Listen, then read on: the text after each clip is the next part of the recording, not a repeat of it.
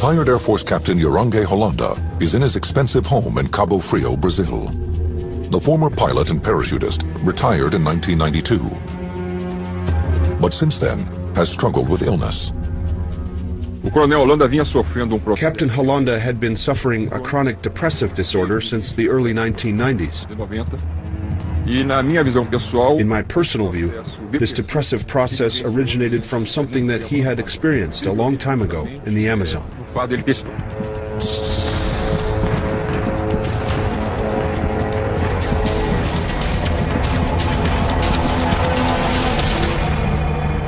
Later that night, his daughter climbs the steps to her father's room. She finds a shocking scene. Her father is dead. He appears to have strangled himself.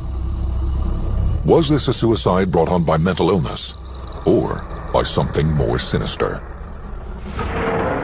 Just 2 months earlier, the captain had given this exclusive interview to UFO researchers A.J. Javert and Marco Petit. Both men study and document UFO incidents. This object went to Colares, then kept going as if it covered the Amazon in strips. There was an intelligence doing this. 4 months into the operation, they ordered us to stop.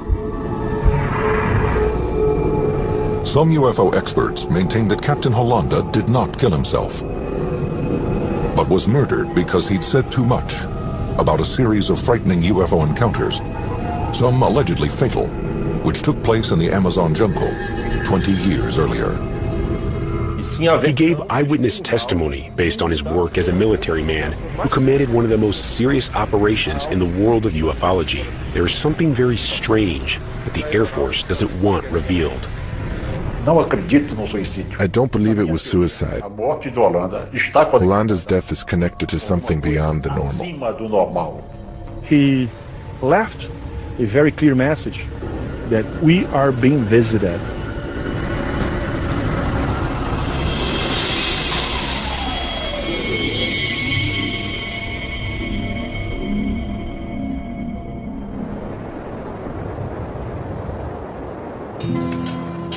Captain Holanda's UFO sightings began here, on the island of Colares, at the mouth of the Amazon River in Brazil.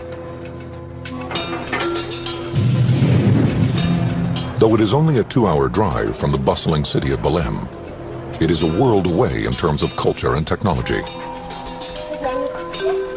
They are poor people. They are fishermen and farmers, people who lead a very peaceful life.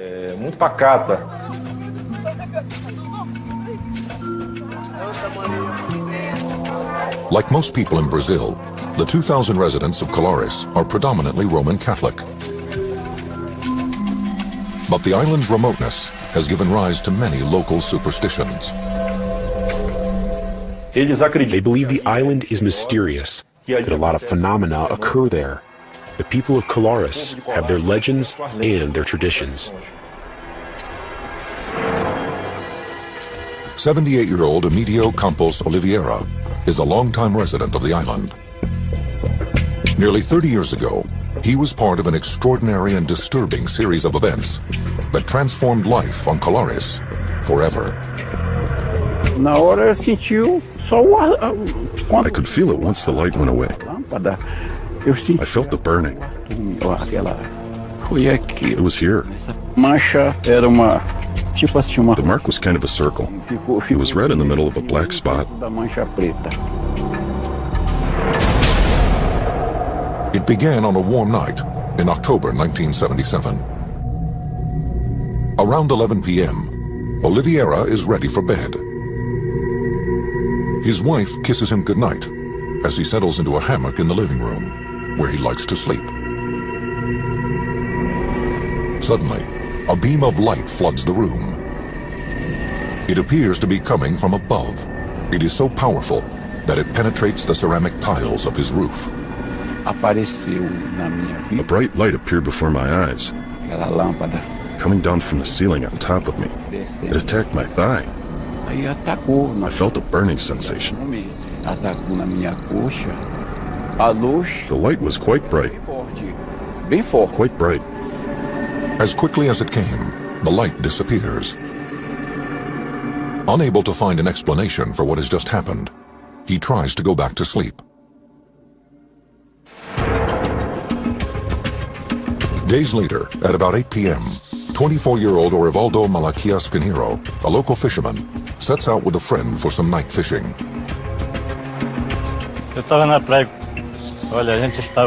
I was on the beach and we were throwing out the net, but the net wasn't catching anything.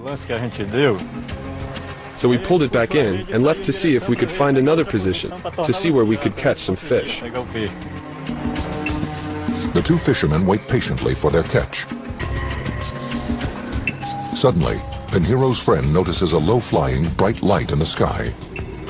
There was no noise, no smell. He looked out to the sea, and this light was coming from the direction of the sea toward us. We got scared and took off running. The two men race towards town. Panic-stricken, they tell other residents about what they've just seen. They learn that they are not the only ones to experience these mysterious sightings. In fact, dozens of people say that over the past few weeks, they've been chased, as if they're being hunted down and attacked by the lights. 25-year-old dentist Lucia Helena Marquez says she too had a strange encounter on a nearby beach. Aí estávamos ali no mercado. We were at the market and there was a commotion. Houve alvoroço, né, que tava. This object appeared and everyone ran to the seashore. Objeto não identificado. We saw two lights hovering in the air. Lá pra beira-mar. One light would be on and the other would be off. Pelo ar. They kept doing it like a signal. A outra apagava e ficava assim, tipo The colors that we saw most were red. Red was the brightest color, then green, red, green, and yellow in the back. Depois o verde, era vermelho. Then it just disappeared. Depois sumiu. As residents of Colares struggle to make sense of these strange occurrences, 2 hours away in Belém, 25-year-old reporter Carlos Mendez gets a call in his office. I first heard pieces of information through telephone calls from people linked to the town. They were saying the newspaper should go there because these lights were appearing and the people were becoming very afraid. Mendez, who works for the newspaper O Estado do Pará, calls his photographer. The two men leave for Colares that night. When they arrive, the men are swarmed by residents, wanting to tell their stories about being attacked by strange beams of light. Some even say they have been wounded by the lights. One woman, she was in her house at night when suddenly she saw the brightness. And she noticed that the light was shining on her house. It pierced the roof and lit up the bedroom. The woman says her legs and arms were paralyzed. And the next day she noticed something strange on her chest. On her breast there were marks, as if someone had perforated her breast a number of times in the same place with a pin. Other alleged victims tell similar stories. They also say that while they were immobilized by the light, they felt as if it were somehow sucking their blood. Reporter Carlos Mendez never sees the lights for himself.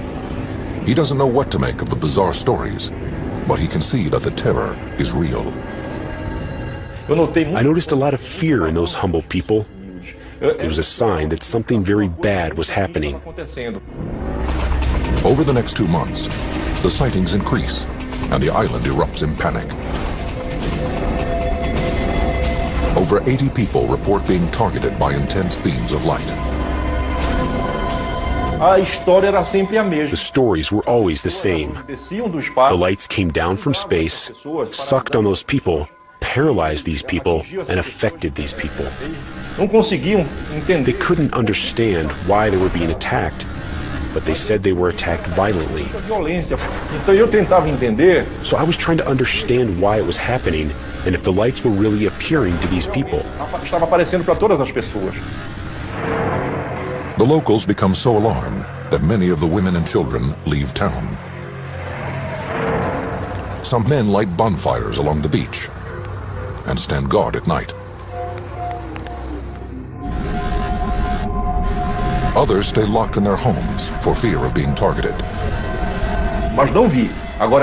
I saw the people's fear. I saw the feeling of terror these people had, and I saw the plea for help that the people were making. It seems as if someone or something is attacking the people of Colares. No one knows why.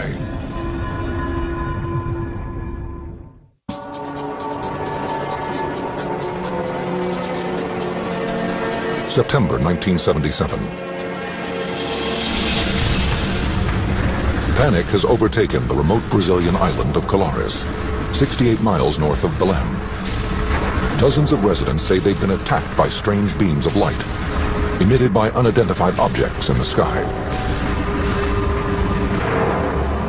At that time, Dr. Valaide Carvalho is the 24-year-old director of the local healthcare unit. She has been on the island for only 6 months.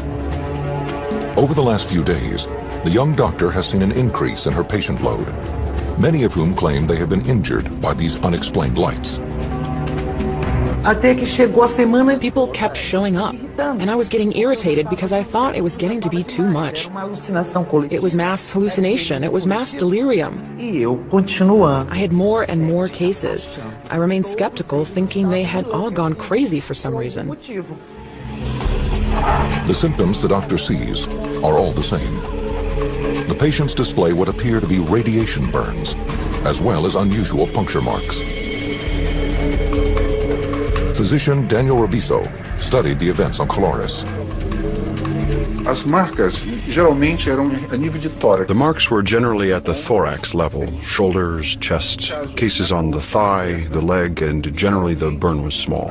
It wasn't very extensive, a maximum of 15 centimeters in diameter. Dr. Valaide observed small papillas as if there were 2 small injections in the location of the wound.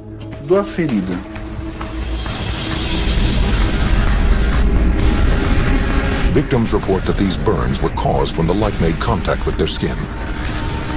But the wounds are unlike any burns the young doctor has treated before.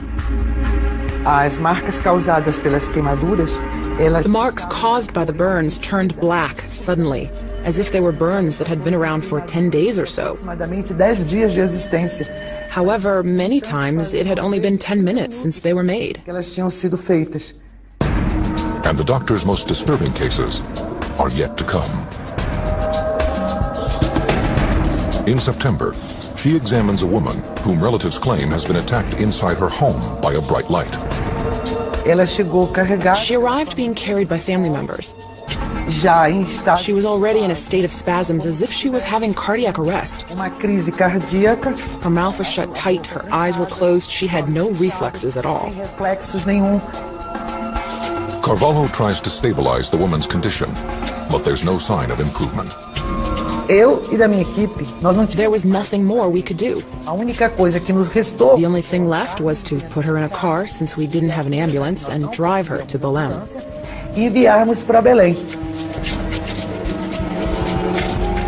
Carvalho waits for an update on the woman's condition.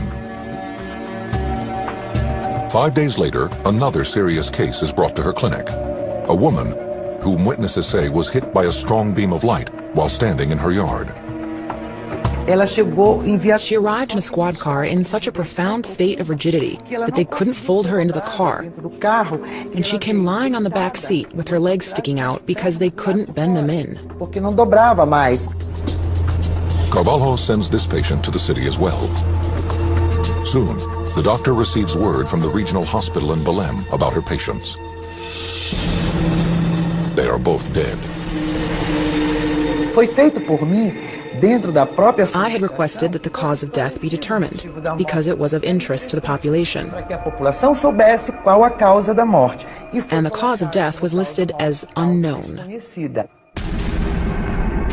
Carvalho still does not believe that beams of light attacked her patients, but she suspects that the growing hysteria over the sightings may have led to a heart attack or stroke. Hoping to put an end to the panic, Carvalho and other town officials begged the mayor for help.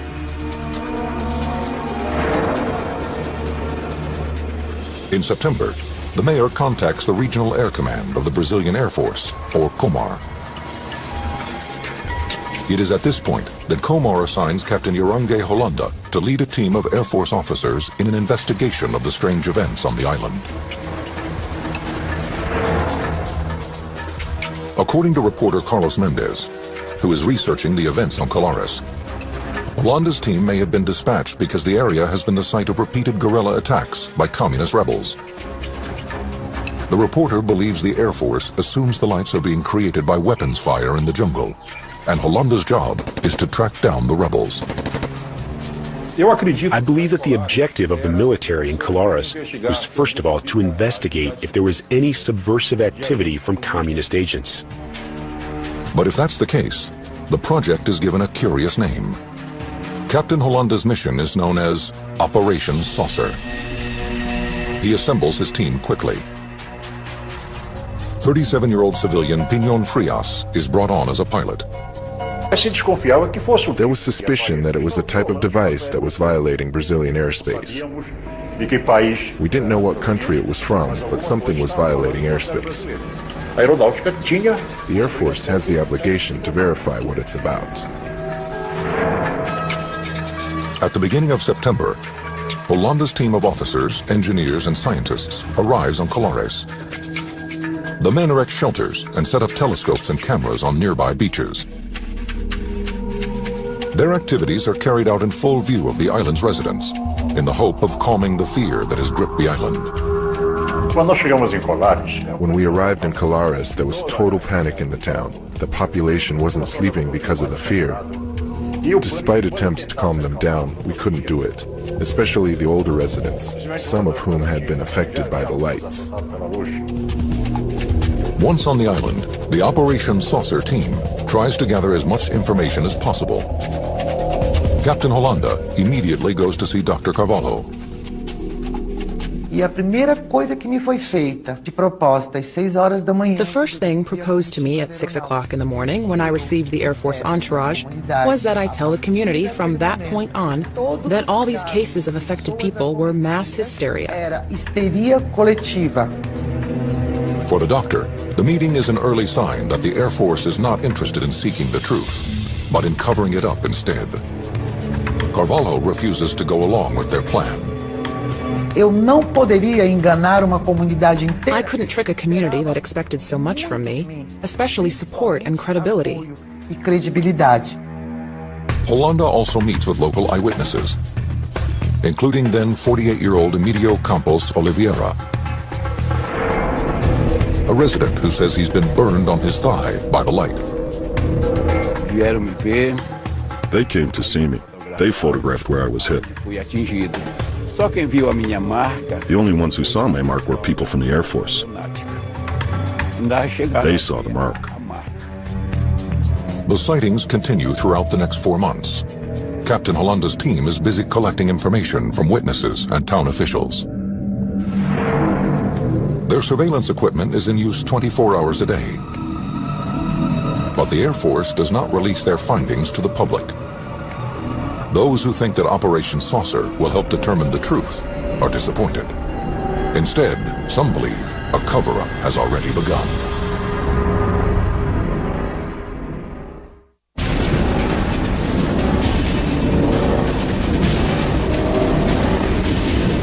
By October 1977, the strange occurrences on the island of Colares have caused the Brazilian Air Force to investigate. Residents claim that UFOs have attacked them with powerful beams of light. Some people develop strange burn marks on their skin after the encounters.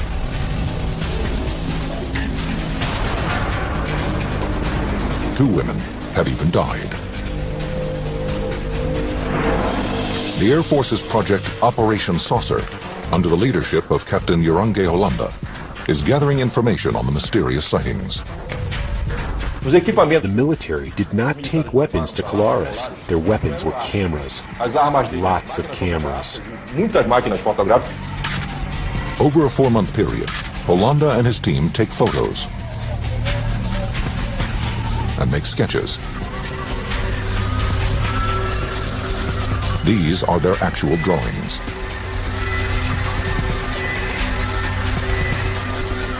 They also conduct interviews with the residents, including Dr. Valaide Carvalho. She has treated dozens of patients who claim they have been attacked. Initially, the doctor is skeptical about their stories, but soon she experiences a UFO sighting herself. It is around 6 o'clock. Carvalho is returning home from her shift at the local healthcare unit and sees a woman faint.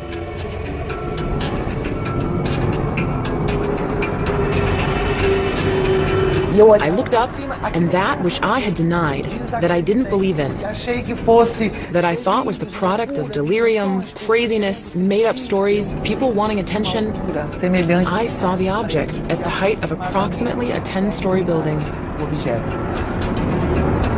The object is cylindrical. Carvalho suddenly feels paralyzed by what she is seeing. Ele não tinha cor de inox. It didn't have the color of stainless steel, or the color of silver, or the color of anything else. It had its own color, and it moved in elliptical movements. It was directly over my head, making elliptical movements and coming back again. E voltava novamente. According to statements from witnesses, at this exact time, the Air Force picks up a signal on the radar his men have set up on a nearby beach. As the team scrambles to focus their telescopes and cameras, the object disappears. It turned toward the bay and headed out to sea. Holanda and his team continue their surveillance on Colares. They collect over 500 photographs and 15 hours of film, showing what appear to them to be bright lights high in the sky.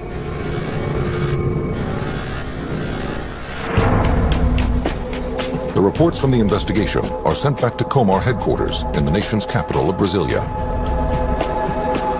The Air Force really delved into the investigation. They had to give some kind of an answer to the people that were having these encounters, and I'm certain that it came as a surprise that the military men from the Air Force themselves began having their own encounters, their own experiences. In December 1977, ufologists A.J. Gevaerd and Marco Petit are hard at work writing for the Brazilian publication UFO magazine when they hear about the stories from Colares. The military operation is the first military operation that we know of in Brazil and probably in the world, entirely dedicated to try to understand what was going on here involved in the UFO phenomena. Over 3,000 people were interviewed by this military in a 4-month period. That same month, Captain Holanda is ordered to surrender all materials and return to Comar. The photographs, films, and sketches they collected are kept classified.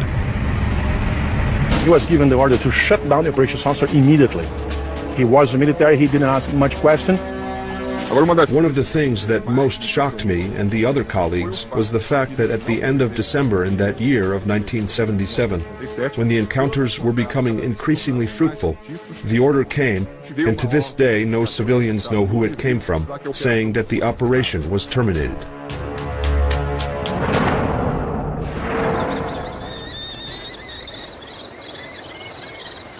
Over the next few months, reports of strange sightings and bizarre attacks subside.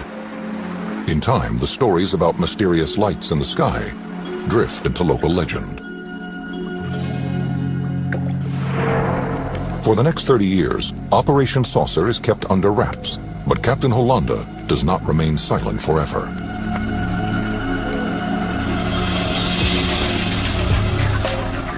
In 1997, he decides to meet with A.J. Gevaerd and Marco Petit in a videotape meeting just outside Rio de Janeiro. In this rarely seen video, the captain gives his chilling account of what happened on the island. This ship gave an explosion like thunder. A very strong explosion and brightness. It took off at incredible speed toward the atmosphere. And disappeared among the stars.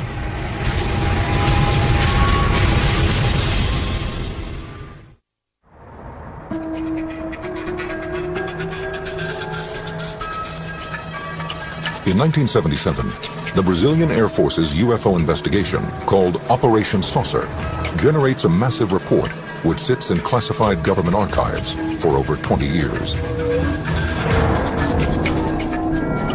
The files contain roughly 500 photographs and 3,000 interviews with witnesses who claim that they were attacked by bright lights in the sky over the Amazonian island of Colares. It is not until 1997 that the veil of secrecy begins to lift. June 1997. UFologist and editor of the Brazilian publication UFO magazine, A.J. Javier, is at work when he receives a phone call. On the other end of the line is Captain Yorange Holanda. Holanda was in charge of the Air Force team sent to Colares back in 1977.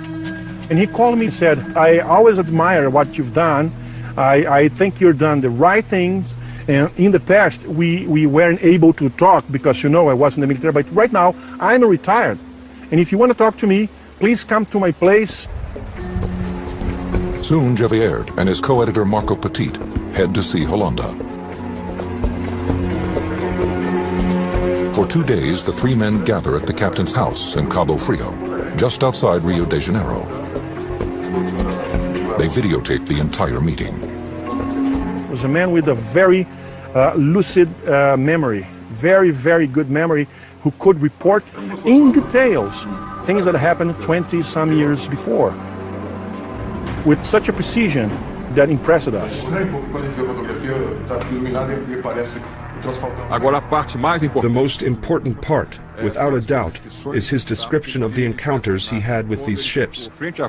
He came face to face with ships that sometimes were 100 meters in diameter, of varied shapes, and that really placed him in a situation that few people, in global terms, had the opportunity to witness. We could hear a sound like an air conditioner. That kind of dull sound.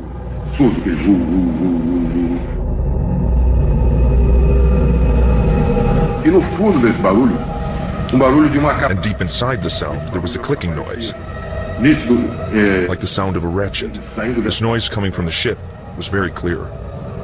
Holanda describes in detail 3 different encounters with alien spaceships. These are the drawings he made to depict his first encounter. He told the researchers that his second encounter occurred one evening while he and his team were standing on the beach. The light came close to us and stopped high. It was high, quite high up there. But it stopped and actually made a circle around us. It made a circle and then took off toward the east. The captain then describes his last and most shocking encounter. He tells the ufologists that he was visited by a humanoid from one of the ships while he was in bed. I was lying on my side. Suddenly, a very powerful flash lit up the room. I was startled. I heard a strange thing, and immediately afterward, there was a being behind me, hugging me. It was a rather strange situation. The captain then goes on to describe the alien. He was 1.5 meters tall, more or less, dressed in a suit resembling an astronaut or a diving suit. It was kind of soft. It wasn't very tight. I didn't see the face. It had a mask that was lead gray, and I couldn't tell the details of the face. I didn't see any eyes. I didn't see any shape. Holanda also tells the researchers that the alien spoke to him. I was very frightened. And that thing behind me, hugging me, squeezing me. And it spoke into my ear in Portuguese, with a sound. It seems like a computer, that metallic voice.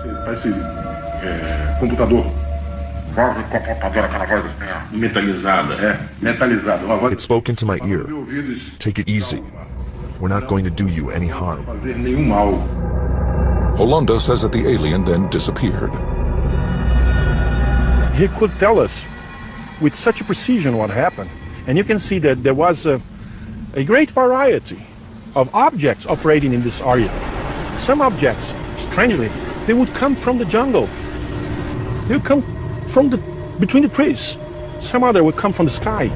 And a few others would come from the water. That's very amazing. The captain makes another startling claim. He shows the ufologists his arm. There appears to be an object implanted under the skin. He says that the alien put it there during his last encounter. Flexible, plastic. Here, you press and it shows up there. This point here. Did you ever get it x-rayed? Yes, but it didn't show anything. In July 1997, Hollanda's story is published in Gevaerd and Petit's UFO magazine. But those hoping that his startling disclosure will lead to a second investigation are disappointed.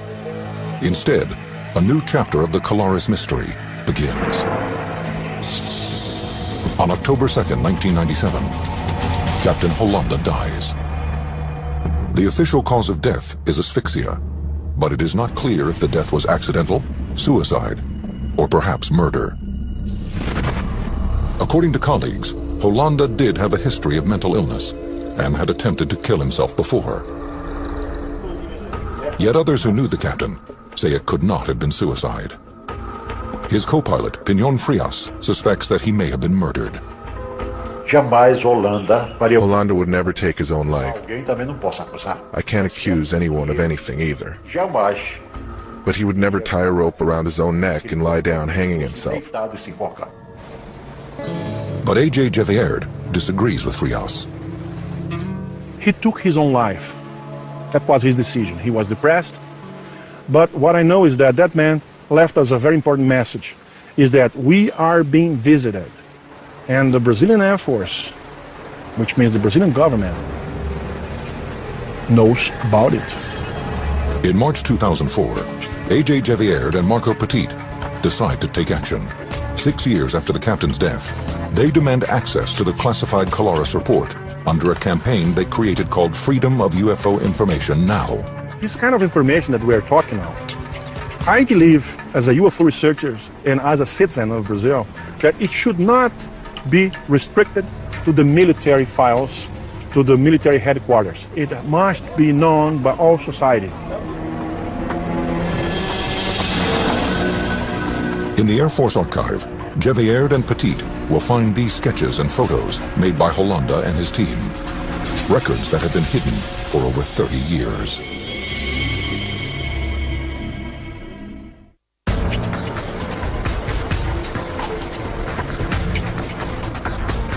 On May 20th, 2005, Brazilian ufologists A.J. Gevaerd and Marco Petit and a handful of other UFO researchers arrive at Brazilian Air Force headquarters to examine classified documents they have pressured the government to reveal.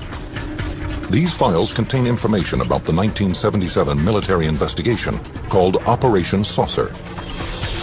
Gevaerd and Petit believe the records contain data about UFO activity on the island of Colares.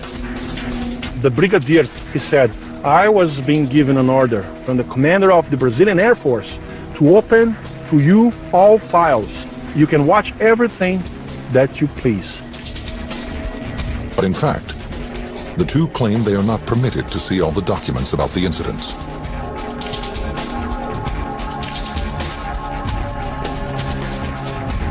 These are some of the photos they examined. Out of more than 2,000 pages of text, 500 photographs, and over 15 hours of film, they are only permitted to view 110 photos and 200 documents. The materials are both illuminating and puzzling.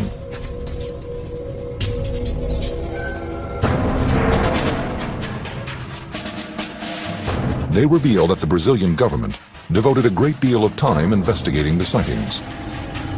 They document numerous statements given by eyewitnesses. The files contain more details than the ufologists had ever imagined. Gevaerd and Petit are not permitted to view the films contained in the files, but they do uncover photographs taken by Captain Hollanda, the head of Operation Saucer. The grainy black and white photos show bright lights high in the night sky. In ufology, a picture is not worth 1,000 words. You have to analyze the report of the people who took the picture. Captain Hollanda's voluminous report contains sketches and descriptions of his alleged encounters with alien aircraft. We had access to several documents that describe the encounters in detail, including reconstructions in the form of drawings, not only of the cases that involve the military, but also the cases that involve the residents. The documents describe several different encounters with the mysterious lights. The UFOs could come closer to people, and sometimes they could get small, shrink it, or enlarge it, get lighter, like more illuminated. The report concludes by describing the burn and puncture marks supposedly caused by the lights, but offers no proof that they are connected. The report leaves this and many other questions unanswered. It does not attempt to determine the source of the lights, or try to debunk the speculation that they came from alien aircraft.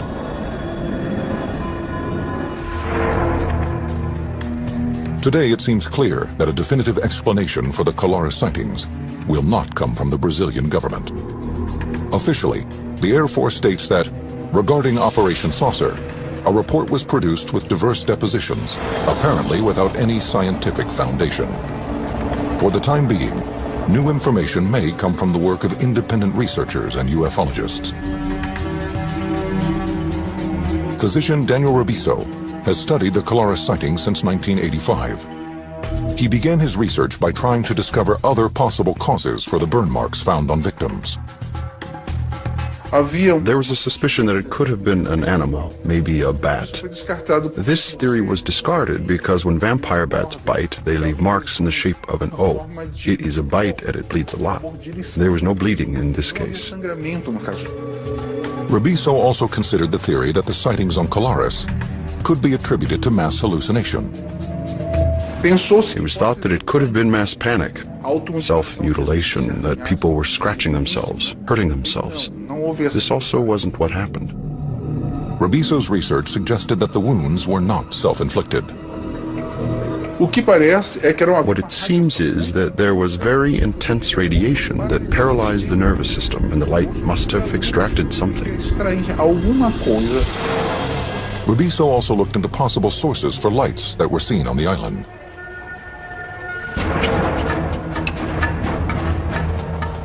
At the time of the sightings, the Brazilian government was fighting communist guerrillas in the state of Para, in which Colares is located. There was the suspicion that it might be a weapon, some clandestine maneuvers of guerrillas using devices to frighten off the population in order to bring in weapons, munitions, and war supplies to Para. Despite reports of guerrilla activity, the government will neither confirm nor deny the information.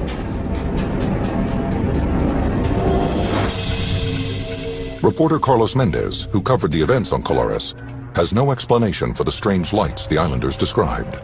But he believes that the remoteness of Colares and the superstitions of its inhabitants may have played a role in keeping the stories about UFO sightings alive. The people were shocked, frightened. The people of Colares have always lived with legends, with folklore from the countryside. This is typical of the Amazon. Today, the mystery remains. What was flying in the skies above Colares? And why did people think they had been attacked by beams of light? Eles estavam retirando, provavelmente, material biológico, provavelmente sangue mesmo. I believe that they were extracting biological material, probably blood, so that they could create vaccines and develop some protection for their own bodies, for their own civilization. So that when the day arrived of final contact with mankind, they would no longer be susceptible to the illnesses and diseases that we humans present. As for Captain Hollanda, the head of Operation Saucer, ufologists Marco Petit and A.J. Javerd are convinced that he came forward out of a sense of duty. Hollanda was convinced that he couldn't die without telling the story. It was fundamental that we hear from the main protagonist in the story who had commanded the entire investigation. processo de investigação. E disse simplesmente. He simply said that tomorrow he could be dead. He could be dead and the truth would die with him. And evidently, he didn't want that to happen. He left us a very important message with this. We are being visited. Without feeding the fires of war, without repeating the mistakes that man has made in extending his writ around this globe of ours, there is no strife, no prejudice, no national conflict in outer space as yet. Say the moon. Why choose this as our goal? And they may well ask, why climb the highest mountain?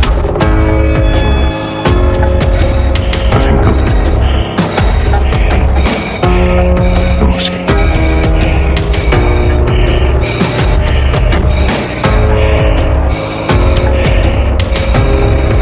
We choose to go to the moon in this decade and do the other things, not because they are easy, but because they are hard. I know. The whole world's looking at us. I'm going over. Jump away.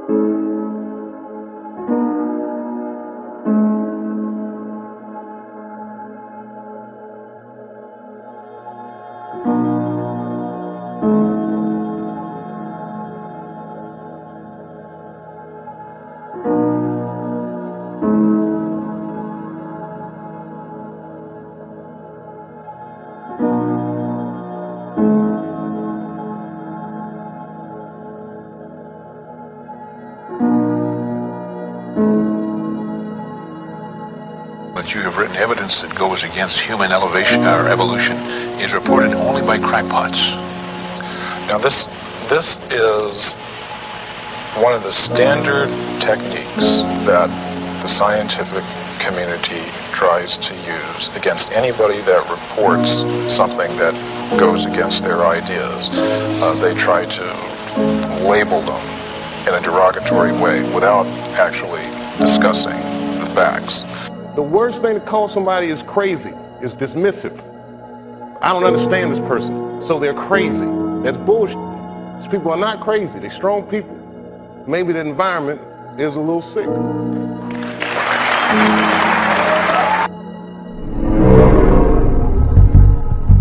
There are people who believe that they have a God-given right to rule over others. They believe that their outward appearance is superior to all others. They harbor selfish ambitions to be rich and to have power over what they describe as common people. They lie, cheat, steal, strangle, stab and slash their way to power.